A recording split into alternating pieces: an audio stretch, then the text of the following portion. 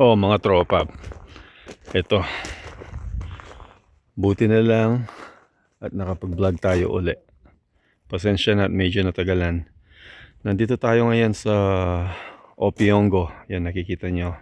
Doon sa medyo malayo doon. Magkakamping tayo dito. Ito, nakikita nyo itong mga canoe. Para pakita ko sa inyo. Sasakay tayo ngayon ng boat. Hinihintay lang natin. At pupunta tayo sa medyo malayo. Actually, siguro mga 1 oras sa speedboat. Ayun yung mga sasakyan natin. Yan, parang ganon yun. Yung nandun. Tara, tingnan natin. Yan. Tingnan natin. Ayan, ito ang ganyan. Yung boat na yan. So may mga kasama tayo ngayon, mga tropa natin. Nandun lang sila. Siguro nagtitrip ang mga yan. 8 lahat tayo ngayon. Medyo madami tayo. At pupunta tayo doon. Papakita ko sa inyo. Like doon. Siguro mga 1 oras yun. Ano ngayon, May 1st. Kaya medyo malamig pa. At ang weather mamaya, sabi nila sa forecast na malamig, mapupunta ata sa -2 mamayang gabi. So ayan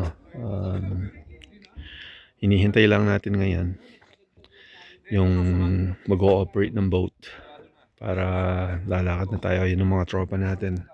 Ayan ang mga tropang bad trip. Bad trip talaga yung mga yan. Laging makukulit. Laging asaran. Pero tingnan natin kung ano yung mga trip nila ngayon.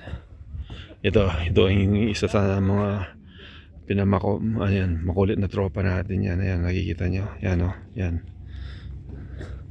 Ito naman ang mga tropa natin. Ayan gusto na nilang mag-inom ngayon talaga. Gusto na nila, lasing na yung mga yan. Ayan. Kasi nagpupulutan na sila. Talagang yan ang mga trip ng mga yan. Loko-loko yung mga yan. Yan. Sabi pala nila, Hindi talaga tayo dapat dito magkakamping ngayon So pupunta tayo sa isang island na malayo doon. Pero yung talagang pupuntahan sana natin dapat sa ibang lugar yon, mga dito din, part din ng park na to, pero sa ibang access point. Pero hindi siya accessible dahil sobrang taas ng tubig doon. Yan tingnan nyo yung umaapaw yung tubig dito.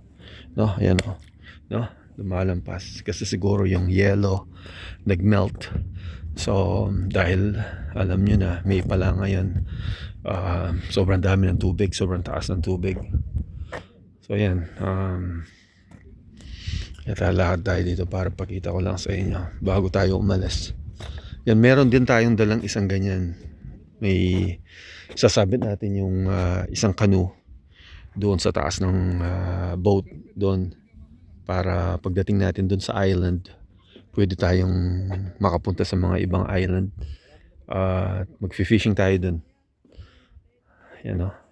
Ganda dito, tahimik. Yan. Sige, mamaya papakita ko sa inyo, okay? Kung saan tayo pupunta.